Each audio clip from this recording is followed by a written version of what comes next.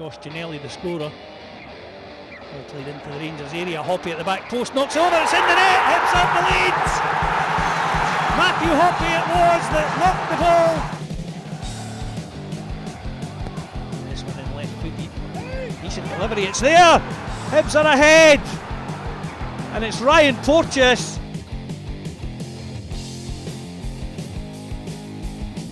Who scored again. Kevin Nisbet. Unbelievable. Plays the ball into the area. What a great save by David Marshall. Play ball, Eli Johan inside the Rangers area. What can the Frenchman do? Cuts across and in the net. Comes up the equaliser. Eli Johan played the ball across. Martin Boyle, I think, got the final touch on it, Kevin. Ryan, far post open. Went back in again. Deutsch cuts it down from Campbell, edge of the area. Yeah! From Josh Campbell! Left footed from the edge of the penalty area. Beats John McLaughlin, all ends up. And 2 minutes into stoppage time, Hibs are back on level terms.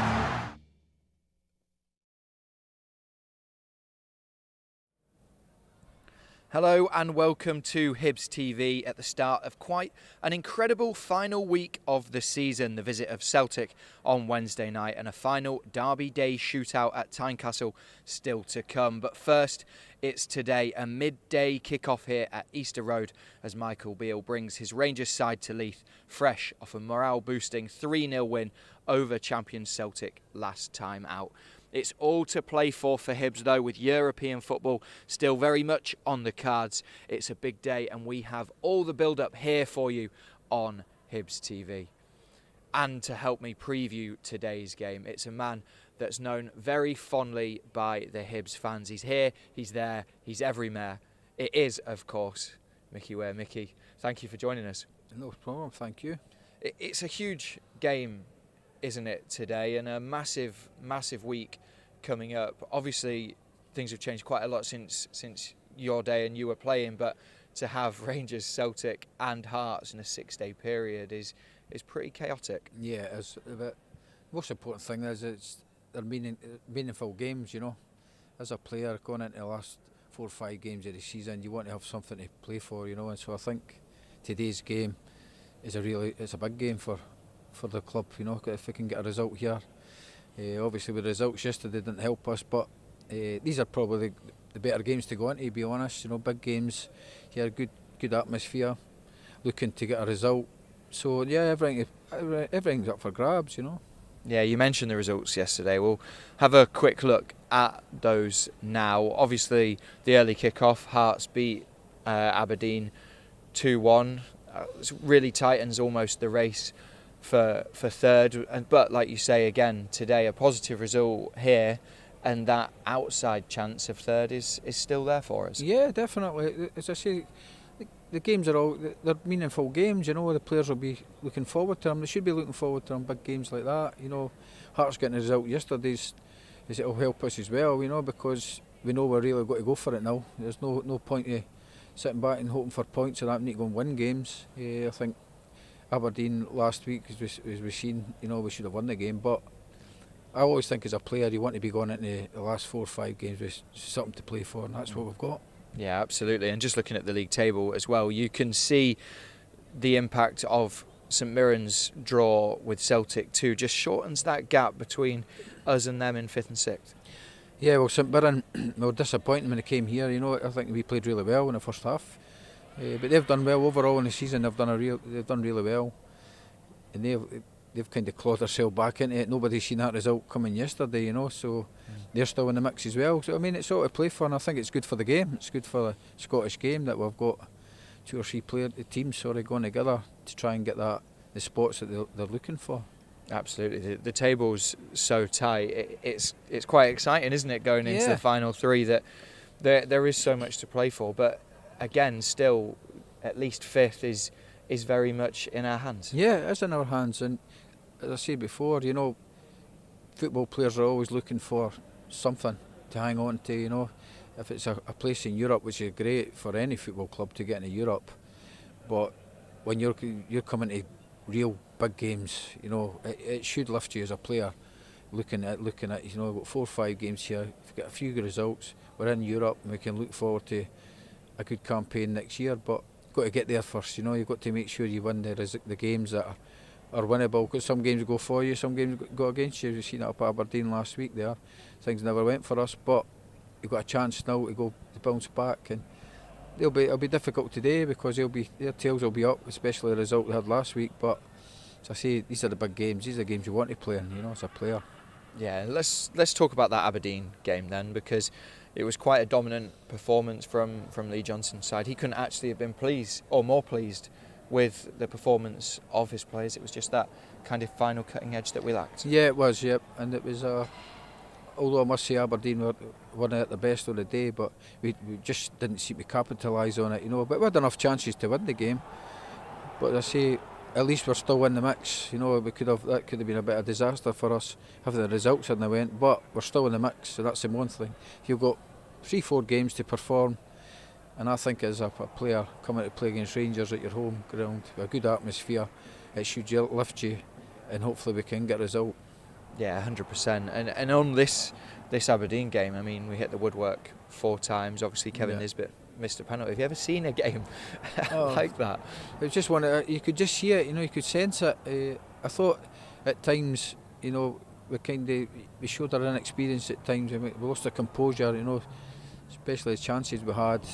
And at that time of this time of the season, you need to make sure you've got a wee bit of composure when it really matters. You know, I think we rushed a lot of stuff going forward, but it's just desperate to get the points, which you can understand, you know. But see, in these type of games, the most important thing is to have in your team is composure at the right end.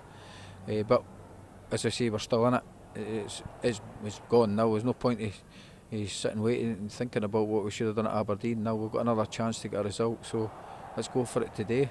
Yeah, and Kevin Nisbet, I'm sure, will have a bit between his teeth as well today, wanting to put that penalty miss behind him and fire us forwards again. Yeah, that's football, you know. It's anybody that steps up to take a penalty kick, you know, it's not easy out there when a bit of pressure on you as well, and Kevin's more than capable of coming back from it, you know. And I think this is the type of game that he relishes. He seems to turn up against the big sides, you know, which is always a good pointer for Hibs. But no, Kevin's got experienced enough to know to brush that aside and get on with it, and hopefully if he gets a penalty kick today, he'll make sure he finishes it, you know. But these things happen in football, it's how you come over it. Yeah, absolutely. Well, this week also marked a year in the managerial job for Lee Johnson. I caught up with him just as he assessed his first year as Hibernian FC manager. Lee, firstly, a year in the job at Hibs today. How would you look back at your first year in charge? Well, I've loved it, that's for sure. I've really enjoyed it. You know, I've really enjoyed the city. I've really enjoyed the club. Really enjoyed the people. You know, the people I work with every day. Yeah, it's been tough, I'll be honest with you, in terms of it was a bigger job probably than I thought, in terms of the backstory and back of house, the processes and procedures we had to put in place. But that is part of the struggle, that's part of the journey, and that's part of the joy as well when it comes good. So I'm really comfortable now where we are as a football club and how we're going to move forward. It's very clear, it's very concise and precise, and we've got some real top expertise in the building to go and execute that. Yeah, and obviously this season there's 3 big games left within a 6-day period as well. How do you plan and manage the players' load going into 3 games that will be incredibly high demands on your players? Yeah, it's brilliant.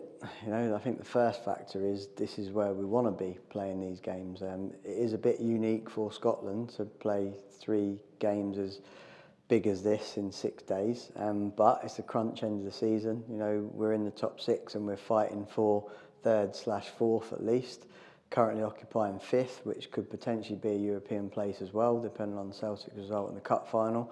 So it's all to play for, and of course we're preparing for what could be a fantastic week if the boys perform, if the boys recover, and then we can get the results. We're 100% we're going to need the fans in terms of their voice, their encouragement. You know, physically it is a massive demand, like the Old Firm games are anyway, and the derby obviously even more so. So there's a huge physical demand going into the boys, but we've got a generally sort of 95% fit squad, and the boys are up for it.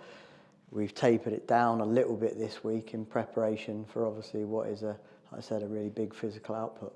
Yeah, obviously Rangers is the first of those 3 games.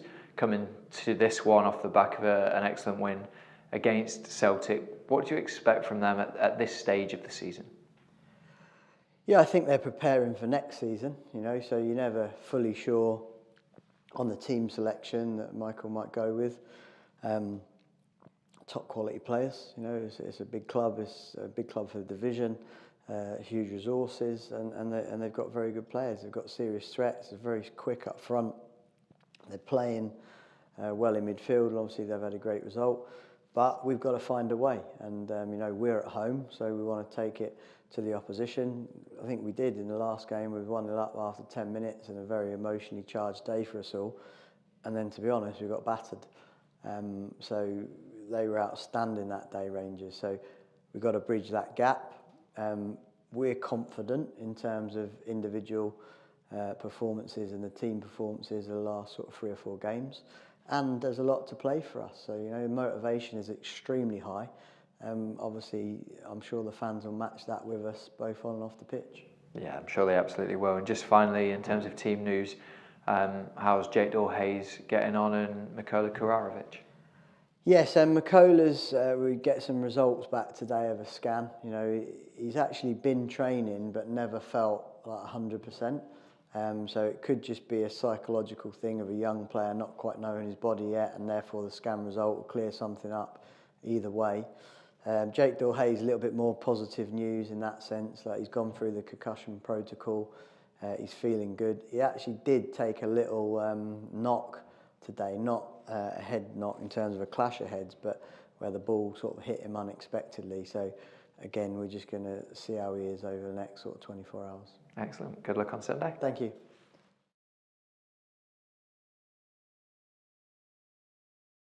Well, Mickey, we just heard from Lee Johnson just then. He said, obviously, Rangers are second. They can't win the league because Celtic have already done that, and they won't be caught by third either. So, in some ways, they're preparing for next season, whereas our players know, following the results yesterday, the state of the league table, that a win here would go a long way. Do you think that dynamic will be clear in this game? Well, it can work both ways, to be honest. I've experienced in that, both in management and in playing the game, and it can work both ways. It's in terms of, the Rangers players here come here relaxed, nothing to play for, and a relaxed team's a dangerous team, and we've got all to do. So it can work anyway. I just think that the team that wants it most today will get the result. If Hibs come out here and play it like a cup final, because that's the way you've got to play these games. If Rangers sense that Hibs are not on it, they'll just relax and play their football. But I think Hibs need to really play a real intensive game, make it difficult for the opponent. And it's always been the same against the old firm. You need to compete. You need to compete against them. If you sit off them and let them play football, then you're in for a long day. And that's the way I would approach it today. Being part of the Hibs setup, I think the most important thing is to start the game properly. Make sure we play it like a cup final, play it like it's your last game, because that'll unruffle. Then Rangers might just sit back and just allow it to happen. But if you let them relax and get on the ball and play, it can be a difficult day for us. Yeah, well, we'll continue our build-up to today's game just after this quick break. But make sure you stay with us, because we'll be hearing from our Director of Football, Brian McDermott, and Chris Cadden too. We'll see you in a couple of minutes. Shop without online trackers following your every step. Get NordVPN now and avoid online trackers. NordVPN, cybersecurity built for every day.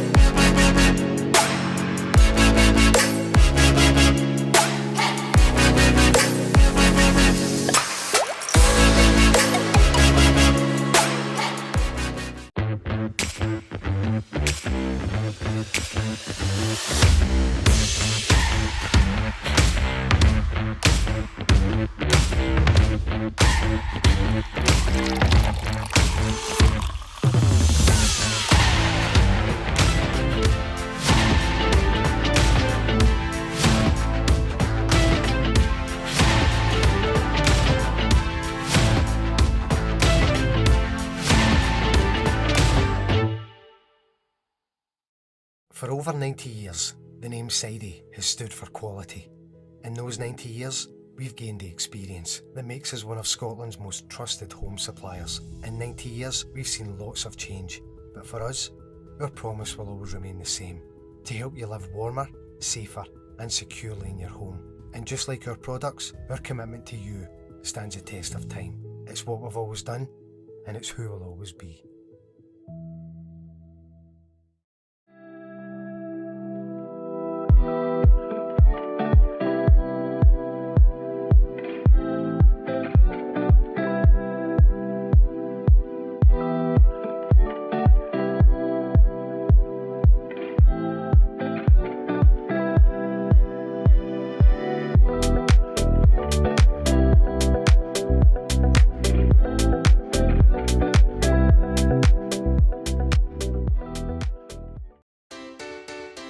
Solicitors are a bit like sheep. We're all pretty similar. It's just that with some, there's a lot more fluff than others. For a full-service solicitor and estate agent without the fluff, keep it simple. Watermans. Straightforward legal advice. See watermans.co.uk. Simple. I'm getting some work done. Enough of that.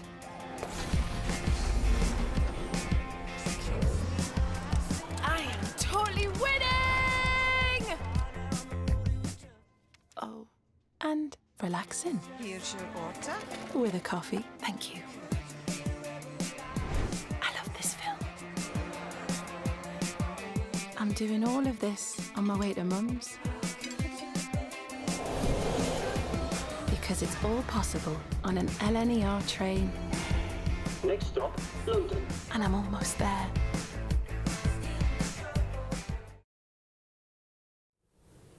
Welcome back to Hibs TV as we continue to build up to today's massive lunchtime kick-off here at Easter Road against Rangers. And one man that will be hoping to have a big impact not only this afternoon but on the final 3 games is Chris Cadden.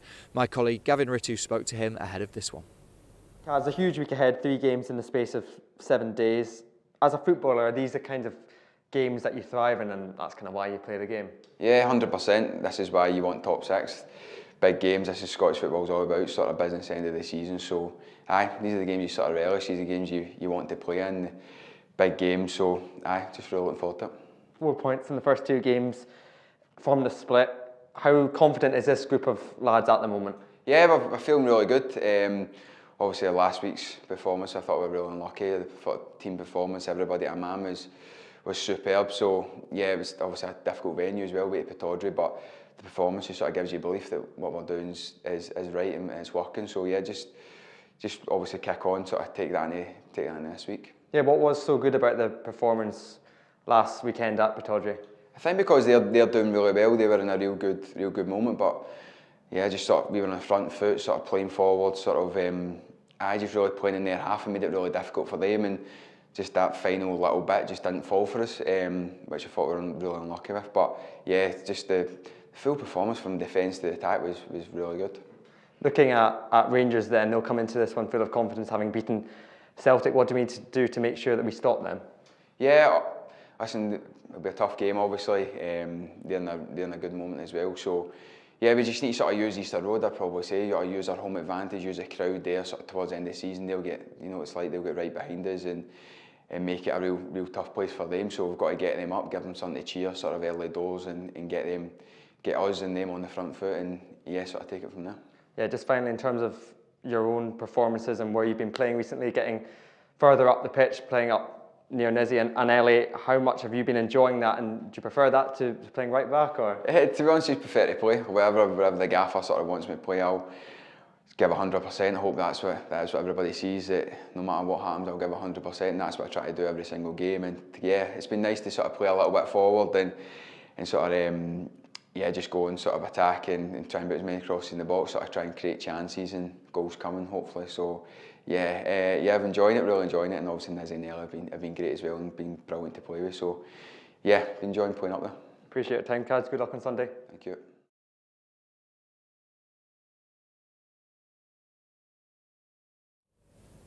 Mickey, just listening to Chris Cadden then, he's obviously excited about the week ahead.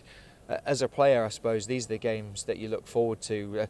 A sold-out Easter Road today and on Wednesday, and then a trip to Tynecastle. You can't get much bigger weeks as a player. No, absolutely, that's what football's about. As a player, you know, as I say, you go to these stadiums, you know the atmosphere's going to be crackling, everybody's going to be up for it. You want to play in the games, you know, and that's what you show. I believe that's where the good players show up, you know, the good players show up in the big games, you know, and that's what all footballers, you know, there's nothing worse than end of the season game with nothing on it, 2 games to go, and you're playing at home in front of small crowds, nothing on it. It's not the same. But that to me as a player, I think the next 4 or 5 games, or whatever it may be, you must be looking forward to that, you know, because if you're in the wrong game, you know, you're in the wrong game, because the atmosphere here today could you just send them. And as we spoke about earlier, the Rangers supporters, they will be demanding as well, you know. They don't expect, they'll not be looking for Rangers to have the beach shoes on, as we used to say. It'll not be happening. That crowd there demanding as much as the Hibs supporters. So yeah, but certainly it comes to these type of games, you want to have something on it. Yeah, absolutely. And one thing I just wanted to touch upon was the injuries that we've had this year. Obviously Martin Boyle coming back and then being out for such a long period of time. Kevin Nisbet missing the first half of the season. Aidan McGeady playing a handful of games. There's been so many players and big players. Carl McGuinness, another one that haven't been available. But on the flip side, you have people like Chris Cadden, who has been showing his versatility. How vital is it to have players like Cads, who can play at right back, right wing back, CJ Egan-Riley, who's been playing centre half, right back, central midfield, to almost plug those gaps when you have had the amount of injuries that we've had this year? Yeah, you need them in your squad. You need players that can play different positions. You know, I think a lot of managers get caught up with the, you know, he's a right back, or he's, you know, if you can find 2 or 3 players within your squad. I played with him. I was very lucky to play with players like that, and you knew that could go and do a job for you. You know, any position, certain positions. But yeah, you definitely need them, because I think if you just go for the straight, you know, he's a right back, there's a left back.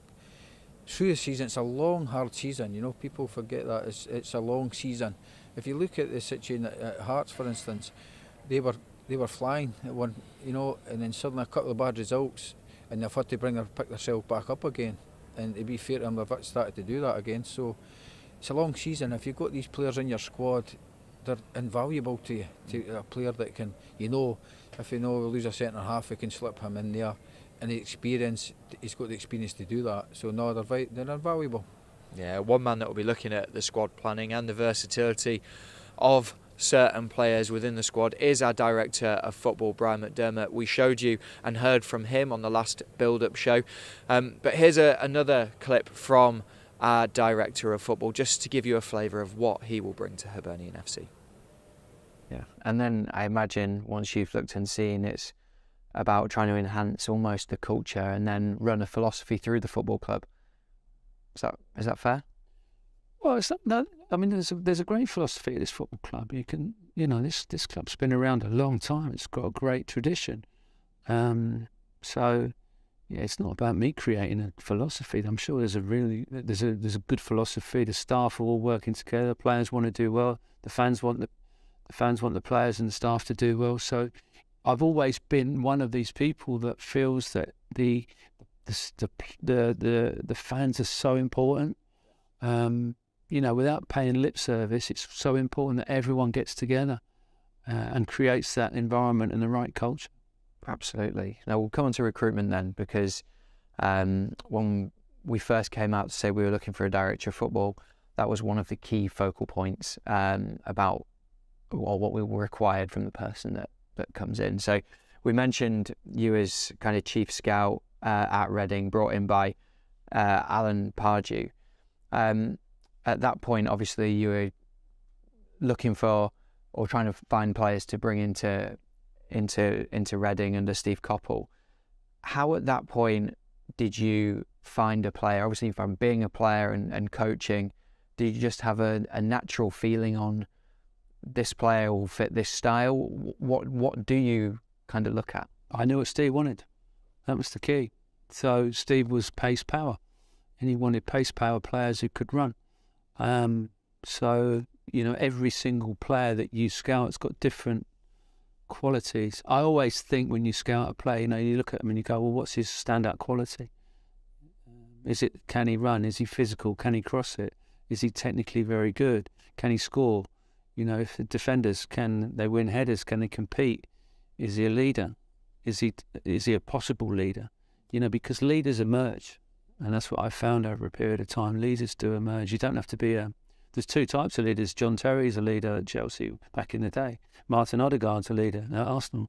But you couldn't get they're two different characters, but they're both leaders. So, yeah, I knew what Steve was looking for. And, you know, when we signed Kevin Doyle, he was 21 years of age, for example. He could run into channels. He was strong. He could hold it up. And we signed Shane Long because he was athletic and he just needed time. But there's loads of different stories about players that we signed, and they've done well. And even at Arsenal, it's the same thing. You know, you're looking at players that can come in that work for the system that the manager wants.